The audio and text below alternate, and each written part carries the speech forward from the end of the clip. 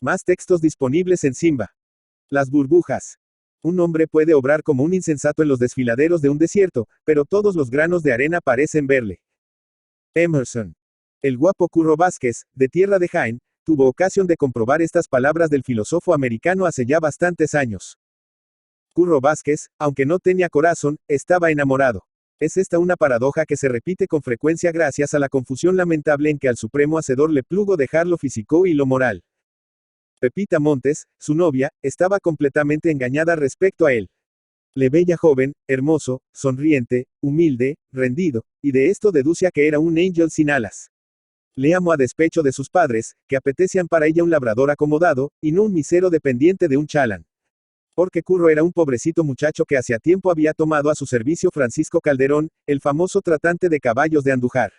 Lo recogió, se puede decir, del arroyo cuando solo tenía 14 o 15 años, le hizo su criado, y últimamente había llegado a ser su hombre de confianza.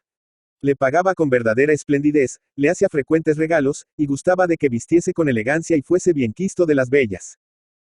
Curro se aprovechaba de estas ventajas y las enamoraba, y las abandonaba después de enamorarlas. Mas al llegar a Pepita Montes, quedó preso de patas como una mosca en un panal de miel. ¿Cómo hacer para casarse con ella, dada la oposición violenta del bruto de su padre? Este era el objeto de sus meditaciones más profundas desde hacía 3 o 4 meses. Al cabo de ellas, no pudo sacar otra cosa en limpio más que la necesidad imprescindible de hacerse rico, salir de su estado de criado más o menos retribuido, negociar por su cuenta, etc. Cuando un hombre siente la necesidad imperiosa de hacerse rico pronto, y no tiene corazón, está expuesto a hacer lo que hizo Curro Vázquez. Era una tarde lluviosa de primavera. Francisco Calderón y su criado regresaban de la feria de Córdoba y atravesaban la sierra sobre sus jacos, envueltos en capotes de agua. Calderón estaba de alegrísimo humor porque había vendido 5 caballos a buen precio. De vez en cuando desataba el saque que llevaba pendiente del arzón de la silla, bien repleto de amontillado, bebía largamente, y daba de beber a Curro. Como la lluvia arreciase, y pasasen cerca de una concavidad de la peña, determinaron detenerse allí unos momentos y esperar a que escampase. Descendieron de sus monturas, guareciéndolas también del mejor modo posible. Curro desató su carabina de 2 cañones y la puso cerca. ¿Para qué has bajado la carabina?, le preguntó su amo sorprendido. Ya sabe usted que el Casares y su partida merodean por aquí. El Casares. El Casares merodea muy lejos de aquí, y en su vida se le ha ocurrido venir por estos sitios. Calderón rió a carcajadas del miedo de su criado. Se sentaron, y fumaron tranquilamente un cigarro. Cuando Curro tiró la colilla, se puso en pie, tomó la carabina, se la echó a la cara, y, apuntando a su amo, le dijo tranquilamente: Señor Francisco, prepárese usted a morir. Calderón respondió que no le gustaban bromas con las armas de fuego. Rece usted el credo, señor Francisco. ¿Qué estás diciendo?, exclamó tratando de alzarse. Un tiro en el pecho le hizo caer de espaldas. Me has matado, miserable. Todavía no, pero voy a hacerlo, profirió Curro avanzando hacia él. Asesino, a ti te matarán también. Si hubiese testigos, no lo dudo. Las burbujas del agua serán testigos de este. Otro tiro le cerró la boca para siempre. Curro le registró los bolsillos, se apoderó de todo el dinero que llevaba, cargó de nuevo su carabina, montó a caballo y se alejó al galope. Cuando hubo llegado a un sitio conveniente, se apeó de nuevo y enterró cuidadosamente el dinero, dejando señal para encontrarlo. Después atravesó su sombrero de un tiro, se descerrajó otro en la parte blanda del muslo, y se presentó en el primer pueblo con señales de terror. La partida del Casares los había sorprendido cuando descansaban y se disponían a emprender otra vez el camino. Él estaba ya montado, y gracias a eso había podido escapar. Su amo estaba aún a pie, no sabía si le habían matado, había oído muchos tiros, a él mismo le habían herido en su huida, etc. Todo aquello dio que sospechar al juez, y, después de curado en el hospital, se le encarceló. Pero como no se le halló ningún dinero, y no había testigos, al cabo se le puso en libertad. Pidió prestada una cantidad a un chalán de Sevilla, según dijo, y se puso a trabajar en el mismo trato que su amo, y comenzó a prosperar. Algo se murmuraba, y no faltaba quien sospechase la verdad, pero esto acontece muchas veces en los pueblos, sin que tenga trascendencia. Y como, en realidad, ya no había motivo que justificase la oposición, el padre de Pepita Montes consintió al fin en la boda. Se celebró con pompa, y la esplendidez del novio concluyó de captarle la benevolencia pública. El comercio marchó viento en popa. En poco tiempo Curro se hizo un chalán de importancia, porque era inteligente y activo. Pero saciada su pasión bestial, fue con la hermosa Pepita lo que era en realidad, un perfecto infame. Sin motivo alguno, comenzó a maltratarla cruelmente de palabra y de obra. La pobre niña soportó aquel cambio más sorprendida que indignada. Como estaba perdidamente enamorada de él, los cortos momentos de buen humor y de expansio conyugal le indemnizaban de sus amarguras. Pero estos momentos fueron cada día más cortos, y la vida de Pepita se hizo al cabo insoportable. En uno de ellos pasó lo que sigue. Curro había hecho una magnífica venta de un jaco. Había engañado como a un chino a un inglés. Estaba de alegrísimo temple, aunque el día fuese de los más tristes que pueden verse en la Andalucía, encapotado y lluvioso como si estuviésemos en Santiago de Galicia. Había hecho traer 2 botellas de manzanilla, y habían almorzado, y habían retosado y charlado por los codos. Curro encendió un tabaco y vino a apoyarse en el alféizar de la ventana. Pepita, enternecida y mimosa, vino a apoyarse junto a él. Ambos, con los ojos brillantes y el rostro inflamado, miraban caer la lluvia pausadamente. Del techo de la casa corrían fuertes goteras, que formaban ampollitas en el pavimento de la calle. Curro dejó escapar resoplando una risita burlona. ¿De qué te ríes?, le preguntó su mujer. De nada, respondió con el mismo semblante risueño. Sí, Watson, te estás riendo de mí. Y al mismo tiempo le dio con mimo un pellizquito cariñoso. Escucha, Pepa, siguió él, riendo. ¿Te parece que las burbujitas del agua pueden ser testigos en algún asunto? ¿Qué ocurrencia? Pues el señor Francisco Calderón lo creía. El señor Francisco. ¿Qué tiene que ver aquí el señor Francisco? Sí, antes de rematarlo de un tiro me dijo que las burbujitas del agua serían los testigos que me acusaran. Pero has sido tú. Debiste de haberlo presumido, hija. ¿Piensas que las monedas que están en el bolsillo de un hombre pasan al bolsillo de otro por sí mismas, como en las funciones de escamoteo? Y, acometido de súbito e irresistible deseo de confesión, narró a su esposa el crimen con todos sus detalles. La mujer estaba horrorizada, pero supo disimular su turbación. Por un lado el miedo, por otro la pasión frenética que aquel hombre todavía le inspiraba, lograron acallar los gritos de su conciencia. Curro describía la escena de su horrible crimen con la misma tranquilidad que si refiriese los incidentes de una cacería. Transcurrieron los días, y Pepita hacía enormes esfuerzos por olvidar aquel terrible secreto, que semejaba para ella una pesadilla. Era imposible. Curro, por su parte, pesaroso de haberlo dejado escapar, la miraba receloso y sombrío. Un abismo parecía abierto entre los dos. La cortísima afición que por ella conservaba se había huido con el temor. Llegó a aborrecerla cordialmente. Sin embargo, se abstuvo desde entonces de maltratarla. Una noche, estando en la cama, sacó la navaja que tenía debajo de la almohada, le puso la punta en el cuello, y le dijo: si se te escapa una palabra de aquello, puedes estar segura de que te ciego el cuello como a una gallina. Pepita no pensaba en semejante cosa. Pero el odio hizo al cabo su tarea. Cierto día, por un pormenor insignificante de la comida, Curro se arrojó sobre su esposa, la apaleó bárbaramente, y tal vez hubiera acabado con su vida, lo que en el fondo de su alma sin duda deseaba, si la desgraciada no hubiera logrado escapar de sus manos, lanzándose a la calle y refugiándose en casa de su cuñado. Este, al verla en tal estado, no pudo menos de exclamar: pero ese bandido quería matarte. Sí, quería matarme, como al señor Francisco Calderón. Ah, le ha matado él. Sí, le ha matado. Y narró puntualmente la escena, tal como se la había descrito.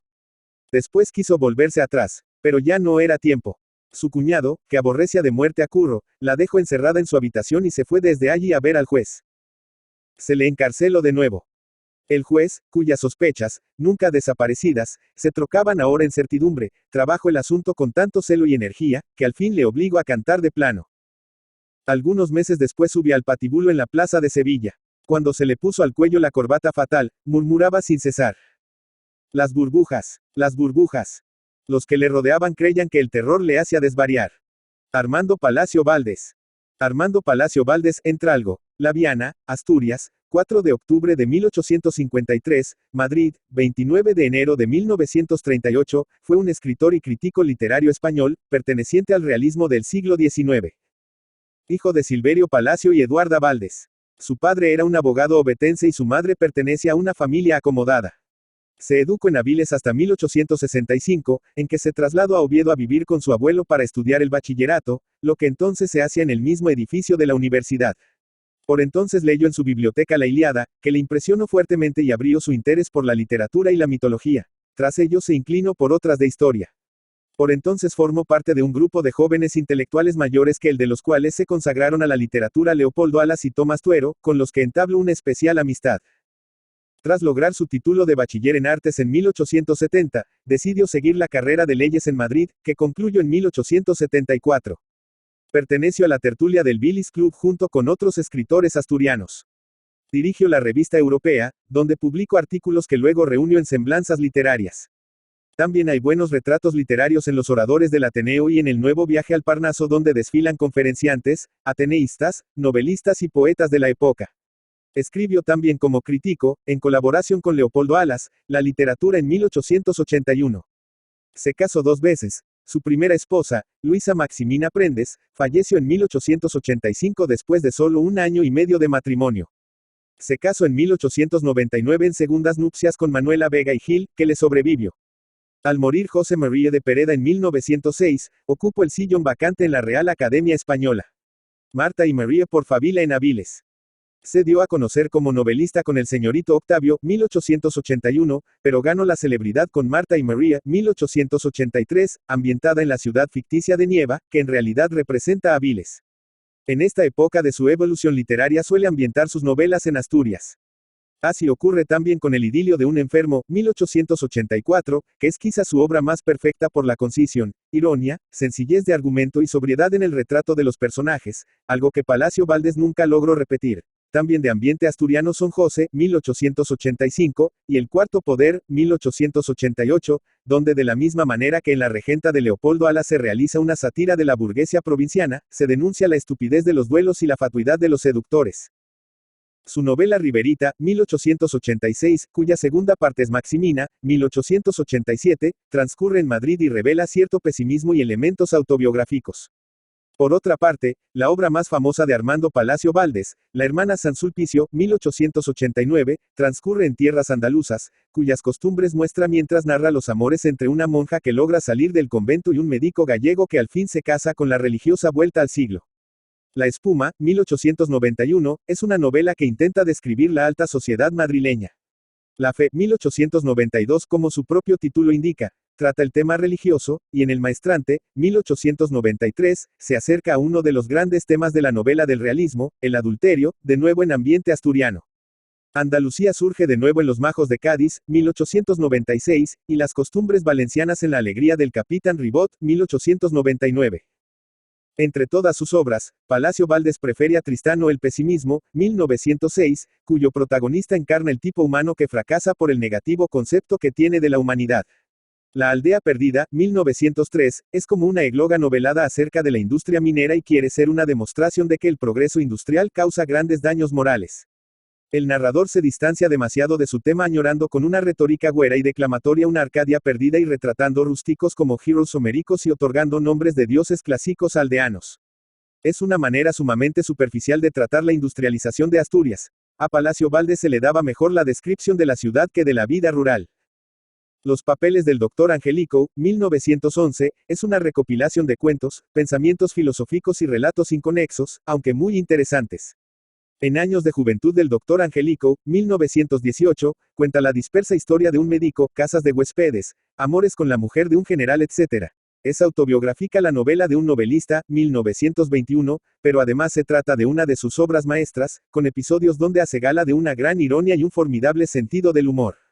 Otras novelas suyas son La hija de Natalia, 1924, Santa Rogelia, 1926, Los Cármenes de Granada, 1927, y Sinfonía Pastoral, 1931. Hizo 2 colecciones más de Cuentos en el pájaro en la nieve y otros cuentos, 1925, y Cuentos escogidos, 1923.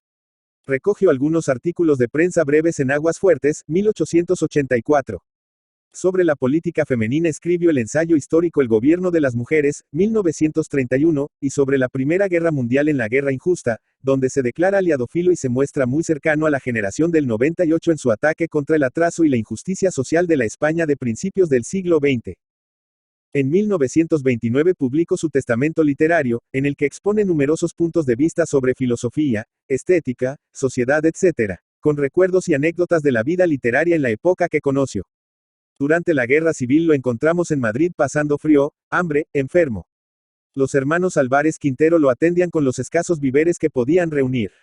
Palacio Valdés, el amable, el otrora célebre y celebrado, vanidosillo y fecundo escritor, moría en el olvido, sin ayuda, el año 1938.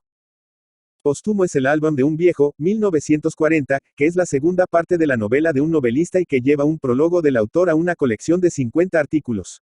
Sus obras completas fueron editadas por Aguilar en Madrid en 1935, su epistolario con Clarín en 1941. Armando Palacio Valdés es un gran creador de tipos femeninos y es diestro en la pintura costumbrista. Sabe también bosquejar personajes secundarios. Al contrario que otros autores, concede al humor un papel importante en su obra. Su obra ha sido muy traducida, especialmente al inglés, e igualmente apreciada fuera de España. Es seguramente junto a Vicente Blasco Ibáñez el autor español del siglo XIX más leído en el extranjero. Su estilo es claro y pulcro sin incluir neologismos ni arcaísmos.